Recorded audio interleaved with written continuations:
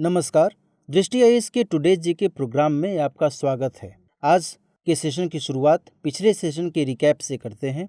पिछले सेशन में पहले सवाल के तौर पर हमने आपसे पूछा था, राज्य खाद्य सुरक्षा सूचकांक के संदर्भ में निम्नलिखित कथनों पर विचार कीजिए। कथन 1, यह एक गतिशील मात्रात्मक एवं गुणात्मक बेंचमार्क मॉडल है जो देश में खाद्य सुरक्षा को मापने के लिए एक उद्देश्यपरक ढांचा प्रदान करता है। कथन 2, खाद्य सुरक्षा से संबंधित 5 मानकों पर राज्यों के प्रदर्शन को मापने के लिए इसे FSSAI द्वारा विकसित किया गया है। उपर्युक्त में से कौन सा या से कथन सही है या फिर है? इस प्रश्न का सही जवाब था ऑप्शन सी, 1 और 2 दोनों। दूसरा सवाल था, निम्नलिखित में से कौन शंघाई सहयोग संगठन SCO के सदस्य देश हैं? भारत, कजाकिस्तान, चीन, किर्गिस्तान या फिर ताजिकिस्तान। निम्नलिखित विकल्पों में से उपयुक्त विकल्प चुनिए। इसका सही जवाब था ऑप्शन डी, 1, 2, 3, 4 और 5 यानी सभी सदस्य देश हैं। क्वेश्चन नंबर 3 था, भारत नेट प्रोजेक्ट के संदर्भ में निम्नलिखित कथनों पर विचार कीजिए। कथन 1, यह ग्राम पंचायतों से परे बसे हुए गांवों तक ऑप्टिकल फाइबर के माध्यम से कनेक्टिविटी प्रदान करेगा। कथन 2, इसके अंतर्गत छूटग्राही द्वारा भारत नेट का निर्माण, उन्नयन, संचालन, रखरखाव और उपयोग भी शामिल है। कथन 3, इस फ्लैगशिप मिशन का क्रियान्वयन Bharat broadband network limited BBNL द्वारा किया जाएगा। इस प्रश्न का सही जवाब है ऑप्शन डी, यानी तीनों ही कथन सही हैं। क्वेश्चन नंबर 4 था, हाल ही में समाचारों में रहा वाइपर मिशन निम्नलिखित में से किस स्पेस एजेंसी से संबंधित है? इसका सही जवाब है option A, NASA. Question number 5 था, स्टेबल कॉइन्स के संबंध में निम्नलिखित कथनों पर विचार कीजिए। कथन 1, यह क्रिप्टो करेंसी का एक प्रकार है जो सरकार द्वारा समर्थित करेंसी से लिंक होती है। कथन 2, यह कम अवधि की प्रतिभूतियों जैसे नकदी, सरकारी ऋण और वाणिज्यिक पत्र आदि परिसंपत्तियों को आरक्षित रखती है। इस प्रश्न का सही जवाब है ऑप्शन सी, दोनों ही कथन सही हैं। क्वेश्चन नंबर 6 था, सहकारिता मंत्रालय के संदर्भ में निम्नलिखित कथनों पर विचार कीजिए। कथन 1, यह देश में सहकारिता आंदोलन को मजबूत करने के लिए एक पृथक प्रशासनिक, कानूनी और नीतिगत ढांचा उपलब्ध कराएगा। कथन 2, यह सहकारी समितियों हेतु व्यापार सुगमता के लिए प्रक्रियाओं को सरल बनाने और मल्टी स्टेट कोऑपरेटिव्स MSCS के लिए कार्य करेगा। उपर्युक्त कथनों में से कौन सा या से सही है या फिर है? इस प्रश्न का सही जवाब है ऑप्शन सी, दोनों ही कथन सही हैं। क्वेश्चन नंबर 7, उष्णकटिबंधीय चक्रवात बनने के लिए निम्नलिखित में से कौन सा कारक जिम्मेदार है? वायु की क्षैतिज गति में अल्प परिवर्तन, पहले से मौजूद कम दाब का क्षेत्र या निम्न स्तर का चक्रवाती परिसंचरण, 27 डिग्री सेल्सियस से अधिक तापमान के साथ वृहद समुद्री सतह या फिर कोरियोलिस बल की अनुपस्थिति। इस प्रश्न का सही जवाब है ऑप्शन 2 और 3, यानी कि पहले से मौजूद कम दाब का क्षेत्र या निम्न स्तरीय चक्रवाती परिसंचरण और 27 डिग्री सेल्सियस से अधिक तापमान के साथ वृहद समुद्री सतह, ये दोनों कारक जिम्मेदार हैं। अगला प्रश्न था, नागा जनजाति के संबंध में निम्नलिखित कथनों पर विचार कीजिए। कथन 1, ये लोग भारतीय द्रविड़ परिवार से हैं। कथन 2, नागाओं में केवल एक जनजाति होती है। उपयुक्त में से कौन सा या से कथन गलत है या फिर है? इस प्रश्न का सही जवाब है ऑप्शन सी, यानी दोनों ही कथन गलत हैं। 9वां सवाल था, भारत ने हाल ही में किस देश में हाउसिंग यूनिट्स यानी आवास इकाइयों के लिए ऋण समझौते पर हस्ताक्षर किए हैं? श्रीलंका, सेशल्स, मालदीव या फिर कोमोरोस। इस प्रश्न का सही जवाब है ऑप्शन सी, मालदीव। और अंतिम सवाल था, अर्जुन MK-1A युद्धक टैंक के संदर्भ में निम्नलिखित कथनों पर विचार कीजिए। इसका विकास और design combat vehicles research and development establishment ने DRDO की प्रयोगशालाओं के साथ मिलकर किया है। कथन 2, यद्यपि मुख्य युद्धक टैंक का नया रूप काफ़ी बेहतर है, लेकिन इसमें MK-1 के मुकाबले स्वदेशी विशेषताएं कम हैं। उपर्युक्त में से कौन सा या से कथन सही है या फिर है? इस प्रश्न का सही जवाब था ऑप्शन ए, यानी केवल कथन 1 सही है। देखते हैं अभ्यास प्रश्न। अभ्यास प्रश्न में हमने आपसे पूछा था, संयुक्त राष्ट्र खाद्य प्रणाली सम्मेलन के संबंध में निम्नलिखित कथनों पर विचार कीजिए। कथन 1, यह सम्मेलन कृषि खाद्य प्रणाली में अहम बदलावों के लिए कार्यों को रणनीतिक बनाने पर जोर देता है ताकि सतत विकास लक्ष्य 2030 को साकार किया जा सके। कथन 2, इसकी स्थापना ऐसी गतिविधियों को तेजी देने के लिए हुई थी कि सभी समुदायों का जोर खाद्य प्रणाली में सुधारों पर रहे और इसमें कई देशों, कंपनियों, सिविल सोसाइटी, नागरिकों और खाद्य उत्पादकों की भूमिका भी हो। इनमें कौन सा ऐसे कथन सही है या फिर हैं? इस प्रश्न का सही जवाब है दोनों ही कथन सही हैं। संयुक्त राष्ट्र खाद्य प्रणाली सम्मेलन का आयोजन न्यूयॉर्क में होने जा रहा है। सम्मेलन में सतत विकास लक्ष्यों को प्राप्त करने के लिए खाद्य प्रणाली में सुधार पर जोर रहेगा, इसलिए कथन 1 सही है। इसकी स्थापना ऐसी गतिविधियों को तेजी देने के लिए की गई कि सभी समुदायों का जोर खाद्य प्रणाली में सुधार पर रहे। हालांकि बेहतर होगा कि इसमें अलग अलग देशों, कंपनियों, सिविल सोसाइटी, नागरिकों और खाद्य उत्पादकों की भी भूमिका रहे, इसलिए कथन 2 भी सही है।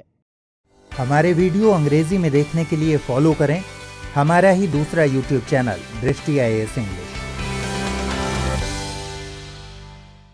देखते हैं आज के सेशन का पहला सवाल है आयुष्मान भारत प्रधानमंत्री जन आरोग्य योजना के संबंध में निम्नलिखित कथनों पर विचार कीजिए। कथन 1, ABPMJAY यानी पूर्ण रूप से सरकार द्वारा वित्त पोषित आयुष्मान भारत प्रधानमंत्री जन आरोग्य योजना स्वास्थ्य बीमा उपलब्ध कराने वाला विश्व का सबसे बड़ा स्वास्थ्य देखभाल कार्यक्रम है। कथन 2, इसके तहत सरकारी व निजी अस्पतालों में प्रति परिवार प्रति वर्ष 5 लाख रुपए तक का मुफ्त इलाज प्राथमिक और तृतीयक स्वास्थ्य सेवाओं के लिए उपलब्ध है। उपरोक्त में से कौन सा ऐसे कथन सही है या फिर हैं? केवल 1, केवल 2, 1 और 2 दोनों, न तो 1 और न ही 2। इस प्रश्न का सही जवाब है ऑप्शन ए, केवल 1। हाल ही में आयुष्मान भारत प्रधानमंत्री जन आरोग्य योजना ABPMJAY के 3 वर्ष पूरे हुए हैं। इसे 23 सितंबर 2018 को लॉन्च किया गया था। ABPMJAY की बात करें तो यह पूर्ण रूप से सरकार द्वारा वित्त पोषित स्वास्थ्य बीमा उपलब्ध कराने वाला विश्व का सबसे बड़ा स्वास्थ्य देखभाल कार्यक्रम है, इसलिए कथन 1 सही है। कथन 2, इसके तहत सरकारी व निजी अस्पतालों में प्रति परिवार प्रति वर्ष 5 लाख रुपए तक का मुफ्त इलाज माध्यमिक और तृतीयक स्वास्थ्य सेवाओं के लिए उपलब्ध है, इसलिए कथन 2 गलत है। राष्ट्रीय स्वास्थ्य प्राधिकरण NHA इस योजना के लिए क्रियान्वयन नोडल एजेंसी है, तो इस तरह इस प्रश्न का सही जवाब है ऑप्शन ए, केवल 1। क्वेश्चन नंबर 2, स्वामित्व योजना के संबंध में निम्नलिखित कथनों पर विचार कीजिए। कथन 1, पंचायती राज मंत्रालय द्वारा इसे पायलट प्रोजेक्ट के तौर पर शुरू किया गया है। कथन 2, इसमें विवाद रहित लैंड रिकॉर्ड के लिए गाँवों में ड्रोन द्वारा आवासीय भूमि की मैपिंग की जाएगी।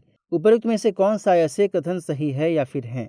केवल 1, केवल 2, 1 और 2 दोनों, न तो 1 न ही 2। इस प्रश्न का सही जवाब है ऑप्शन सी, यानी दोनों ही कथन सही है।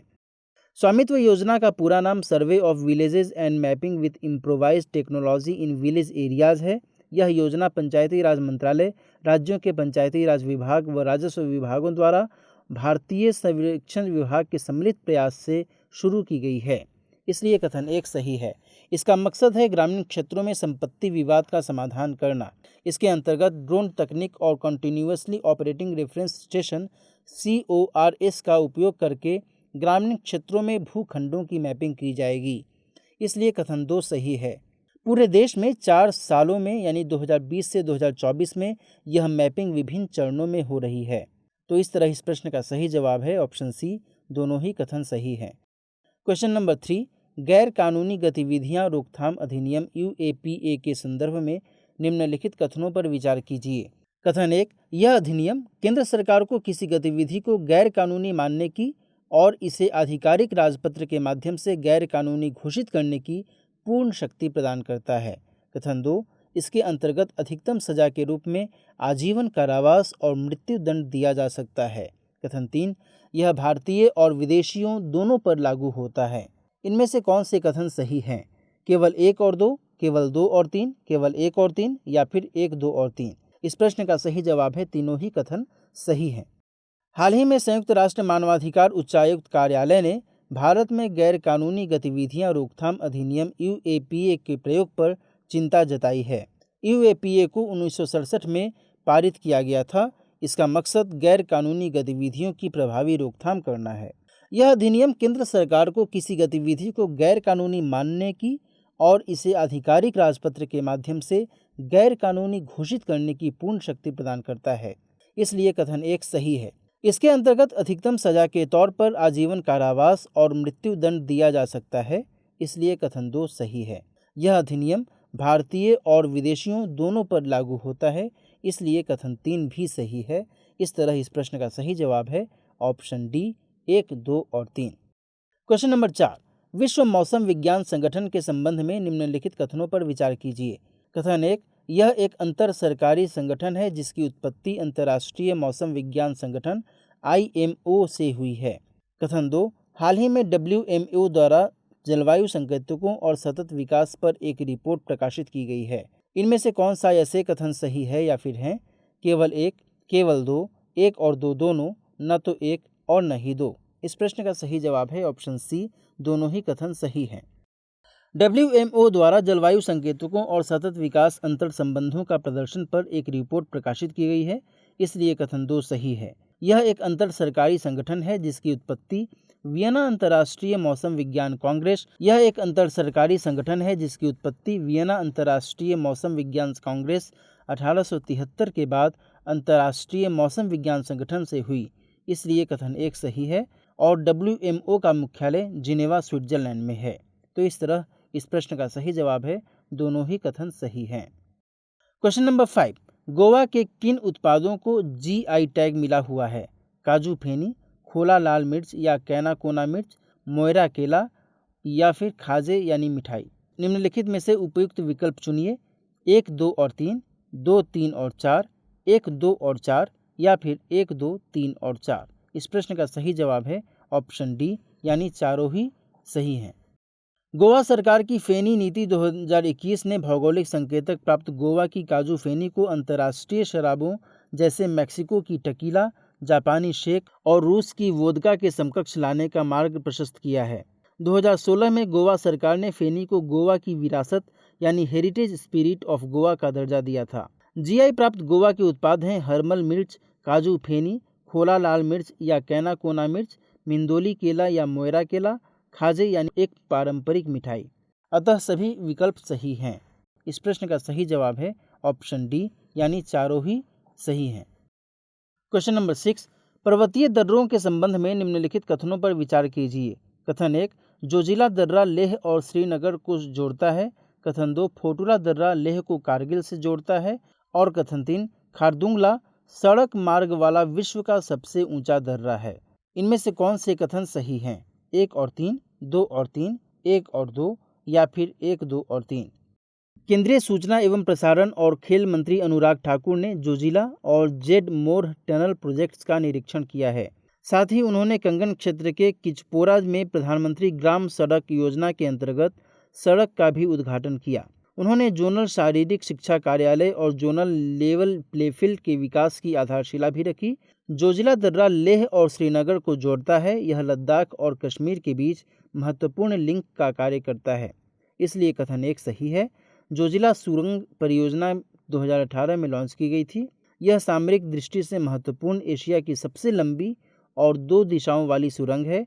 यह श्रीनगर, कारगिल और लेह के बीच सभी मौसम में कनेक्टिविटी प्रदान करेगी। फोटुला दर्रा लेह को कारगिल से जोड़ता है, इसलिए कथन 2 सही है।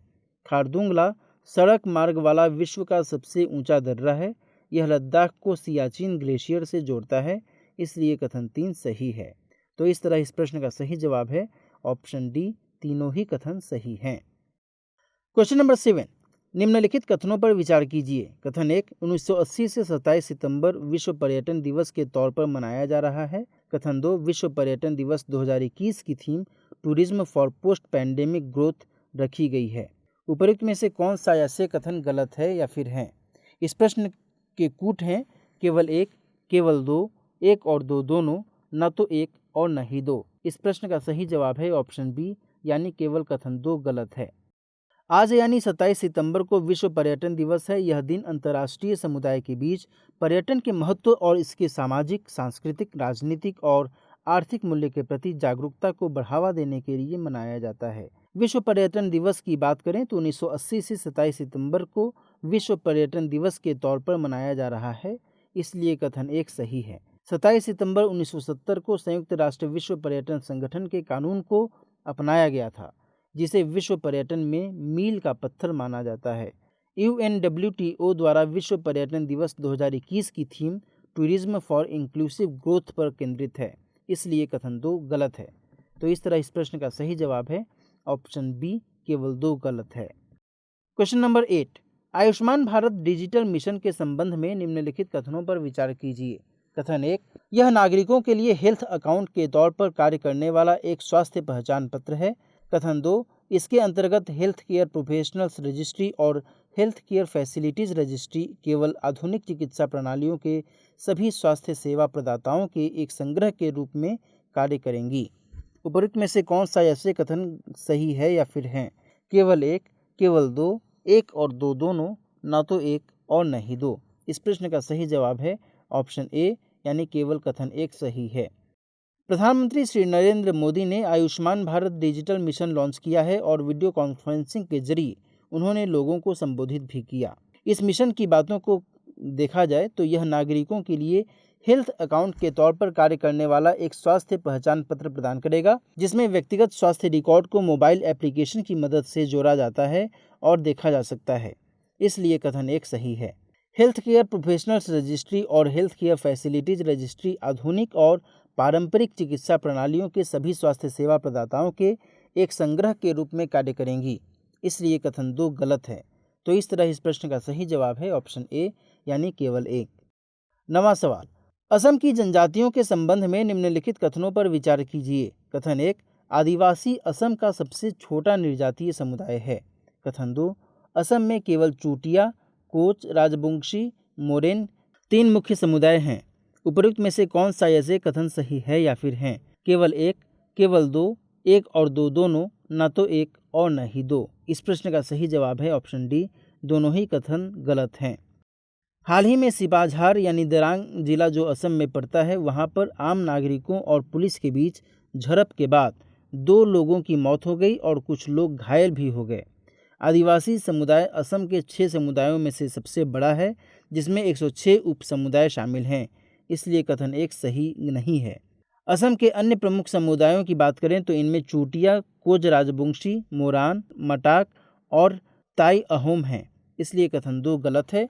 आदिवासी असम की लगभग 18% आबादी का प्रतिनिधित्व करते हैं, तो इस तरह इस प्रश्न का सही जवाब है दोनों ही कथन गलत हैं। आज के सेशन का अंतिम सवाल, निम्नलिखित यूरोपीय देशों में से किस देश में महिला सांसदों की संख्या सर्वाधिक है?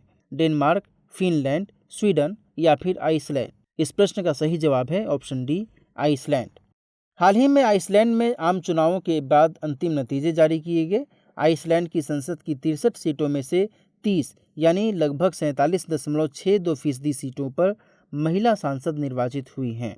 यूरोपीय महाद्वीप के स्वीडन और फिनलैंड में महिलाओं का प्रतिनिधित्व संसद में क्रमशः 47% और 46% है, इसलिए विकल्प डी सही है। इस प्रश्न का सही जवाब है ऑप्शन डी, आइसलैंड। अब नोट करते हैं आज के सेशन के लिए अभ्यास प्रश्न। प्रश्न है, सौभाग्य योजना के संबंध में निम्नलिखित कथनों पर विचार कीजिए। कथन 1, इसके तहत ग्रामीण क्षेत्रों में सभी घरों यानी APL और गरीब परिवारों तक में और शहरी क्षेत्रों में गरीब परिवारों को मुफ्त बिजली कनेक्शन उपलब्ध कराया जाएगा। कथन 2, इसके लिए ग्रामीण विद्युतीकरण निगम को नोडल एजेंसी बनाया गया है। कथन 3, इसके अंतर्गत घरों तक निकटतम पोल से सर्विस केबल खींचकर बिजली कनेक्शन, ऊर्जा मीटर की स्थापना, LED बल्ब के साथ सिंगल लाइट पॉइंट के लिए वायरिंग और एक मोबाइल चार्जिंग पॉइंट शामिल है। उपरोक्त में से कौन से कथन सही है? केवल 1 और 2, केवल 2 और 3, केवल 1 और 3 या फिर उपरोक्त सभी? इस प्रश्न का सही जवाब कमेंट सेक्शन में देना न भूलें। मिलते हैं नेक्स्ट एपिसोड में कुछ नए और महत्वपूर्ण प्रश्नों के साथ और उनके एक्सप्लेनेशंस के साथ। तब तक अपना ख्याल रखिए। नमस्कार।